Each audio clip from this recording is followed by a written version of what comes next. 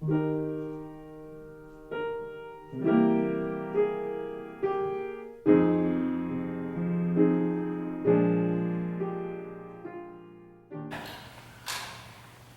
are going to be reading chapter 3 and 4 today. We were going to finish Ruth next week, but after realizing that next week is the last Sunday before we start again in the beginning of Genesis, I wanted to finish this week, and next week we're going to have the first part of the creation story in Genesis.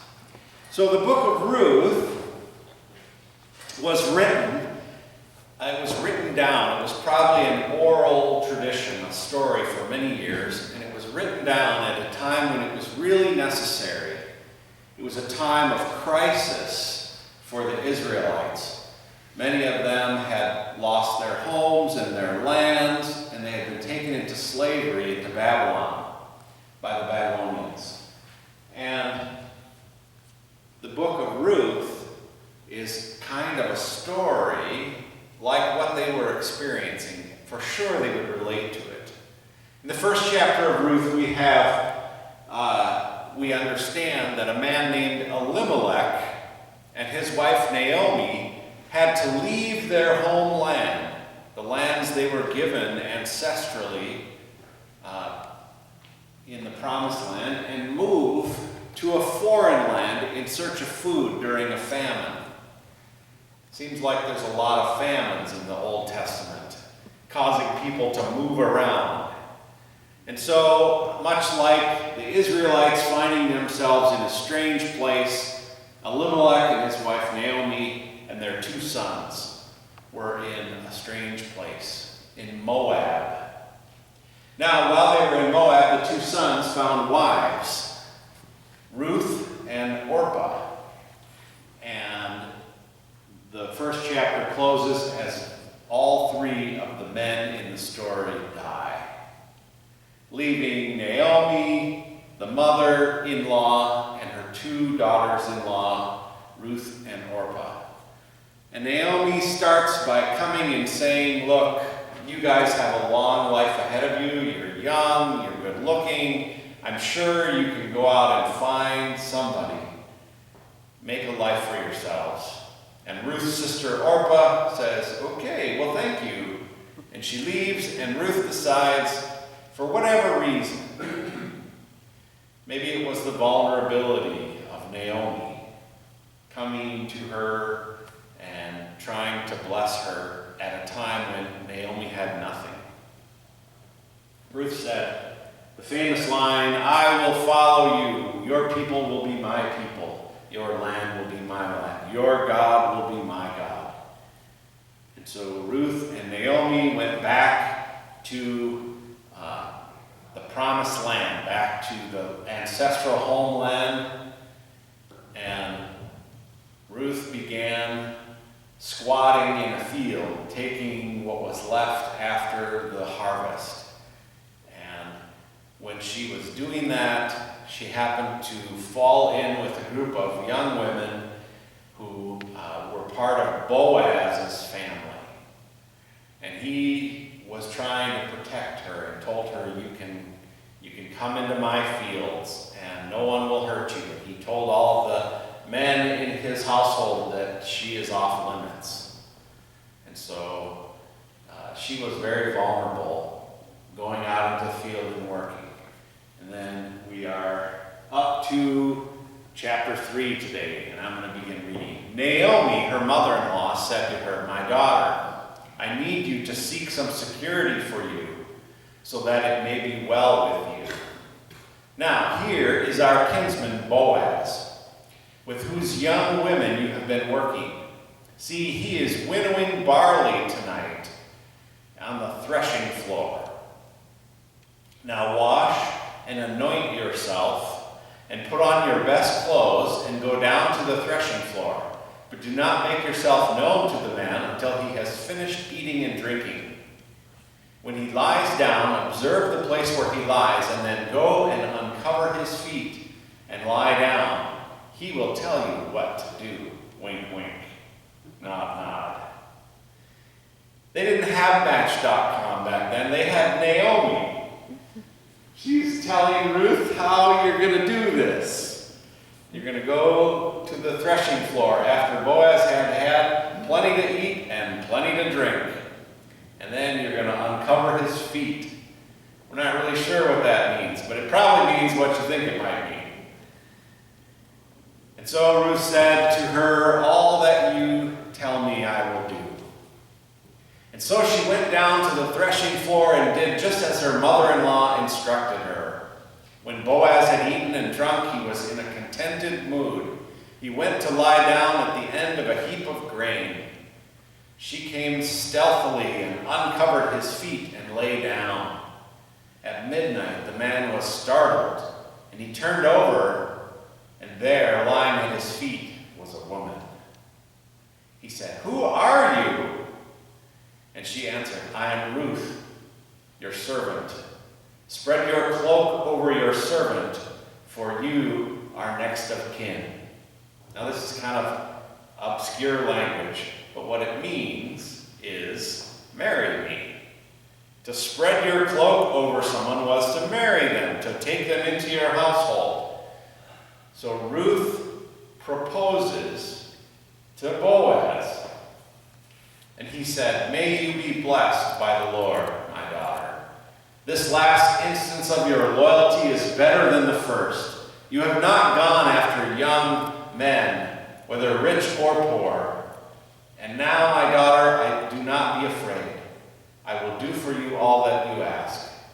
For all the assembly of my people know that you are a worthy woman. But now, though it is true that I am a near kinsman, there is another kinsman more closely related than I. Remain this night, and in the morning, if he will act as next of kin for you, good. Let him do it. If he is not willing to act as next of kin for you, then, as the Lord lives, I will act as next of kin for you. Lie down until the morning." So she lay at his feet until the morning, but got up before one person could recognize another. For he said, "It must not be known that the woman came to the threshing floor." Then he said, "Bring the cloak that you are wearing and hold it out." And so she held it, and he measured out 6 measures of barley and put it on her back. And then he went into the city. She came to her mother-in-law, who said, "How did things go with you, my daughter?" Then she told her all that the man had done for her, saying, "He gave me these 6 measures of barley, for he said, 'Do not go back to your mother-in-law empty-handed.'" She replied, "Wait, my daughter, until you learn how the matter turns out, for the man will not rest, but will settle the matter today." All right. That is the end of chapter 3. So Ruth goes down to the threshing floor and she uncovers Boaz's feet, and then she proposes to him. She asks him to cover her with his garment, with his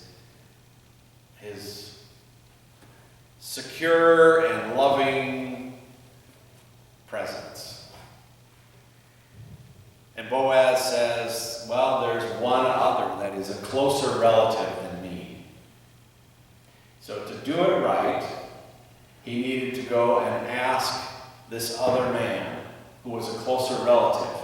Now this is part of the law in the book of law, the book of Moses, called the Kinsman Redeemer Law. And what it said is that if someone in the community falls into crisis and they lose their land or they lose their husband, often those things kind of coincide. If you lost your husband, you might lose your land soon. The next of kin, maybe an older brother or a younger brother or a relative, had the opportunity to buy the land, to keep the land from going into someone else's hands. And it also gave them the opportunity agreed to take that person, the widow, into their family and provide for them an heir if there wasn't one. That would kind of make things weird in your household, I imagine. Can you tell it was men who wrote this? This law, the law of Moses, right? I don't know how this really worked out in real life. I mean, some of the laws didn't ever really get enacted. I mean, every 50 years, all the land and all the debts were supposed to be forgiven, but as far as we know, that never happened. So, Boaz says that there is a closer relative.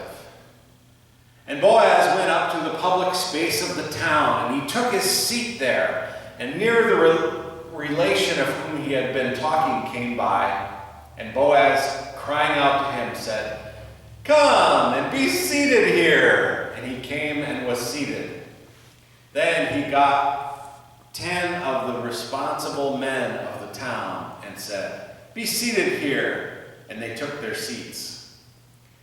He then said to the near relation, "Naomi, who has come back from the country of Moab, is offering for a price that bit of land which was our brother Elimelech's. And it was in my mind to give you the chance of taking it, with the approval of those seated here and all the responsible men of my people. If you are ready to do what is right for a relation to do, then do it. But if you will not do it, say to me now, for there is no one who has the right to do it but you, and after you, myself." And he said, "I will do it." Then Boaz said, "On the day when you take this field, you will have to take Ruth, the Moabitess," I think that's how you say it, "the wife of the dead, so that you may keep the name of the dead living in his heritage." So he explains to them that not only do you get the land, but you also get the responsibility of providing an heir for Ruth. And the near relation said, "I am not able to do the relation's part for fear of damaging the heritage I have. You may do it in my place, for I am not able to do it myself." Now, in earlier times, this was the way in Israel when a property was taken over by a near relation, or when there was a change of owner. To make the exchange, a certain one took off his shoe and gave it to the other. And this was a witness in Israel. So the near relation said to Boaz, "Take it for yourself." And he took off his shoe. Then Boaz said to the responsible men and to all the people, "You are witnesses today that I have taken at a price from Naomi all the property which was Elimelech's and everything which was Chilion's and Mahlon, and further I have taken Ruth the Moabitess, who was the wife of Mahlon, to be my wife, to keep the name of the dead man living in his heritage, so that his name may not be cut off from among the countrymen and from the memory of this town. You are witnesses this day." And all the people who were in the public place and the responsible men said, "We are witnesses. May the Lord make this woman who is about to become into your house like Rachel and Leah, which two were the builders of the house of Israel. And may you have wealth in Ephrathah and be great in Bethlehem. May your family be like the family of Perez, the son in whom Tamar gave birth to Judah, from the offspring which the Lord may give you by this woman." So Boaz took Ruth, and she became his wife, and he went into her, and the Lord made her with child, and she gave birth to a son. And the woman said to Naomi, "A blessing on the Lord, who has not let you be this day without a near relation, and may his name be great in Israel."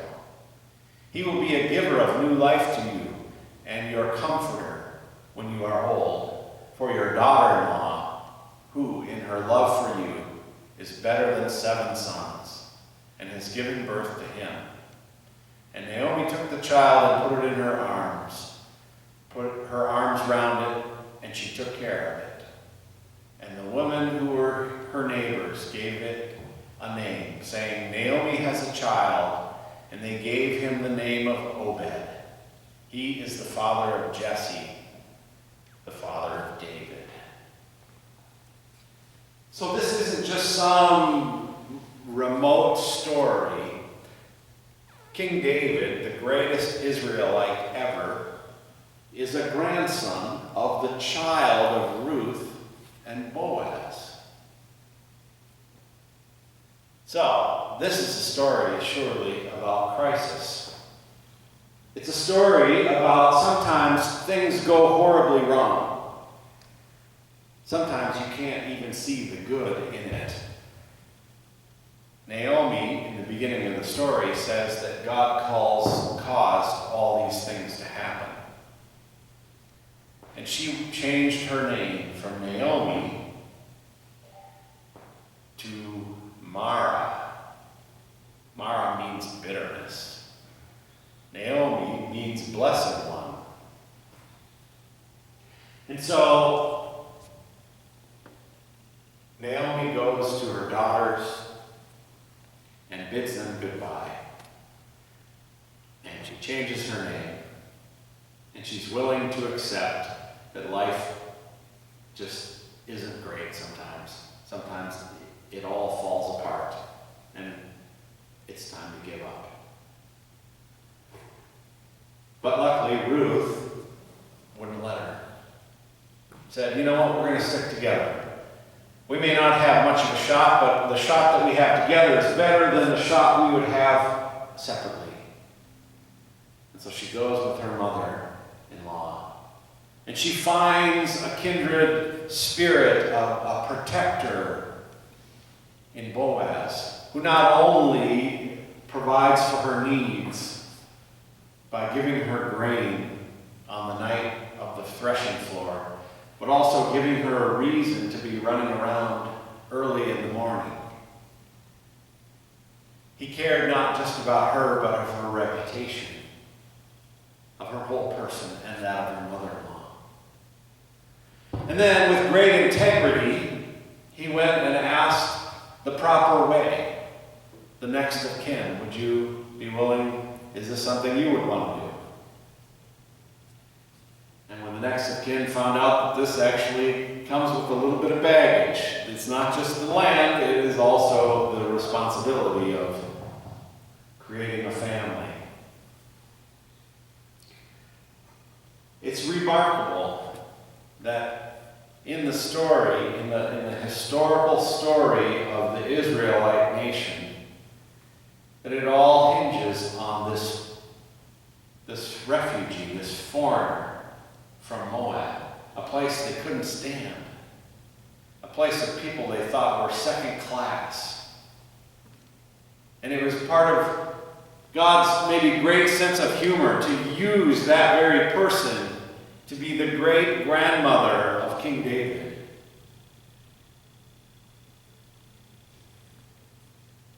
So this is not just the story of Ruth. As I began, it's the story of Israel, of being redeemed, of finding themselves estranged in a foreign country, and then being brought home and given a new place and a new life and a second chance. But it's also, I guess, third also, our story. Because all of us find a crisis in life if you live long enough. And sometimes it feels like we can't keep moving, like we don't have anything left to give, just ready to give up. And then somebody like Ruth comes along. Maybe you are someone like Ruth. Maybe God is calling you to come alongside someone who's vulnerable, who's hurting.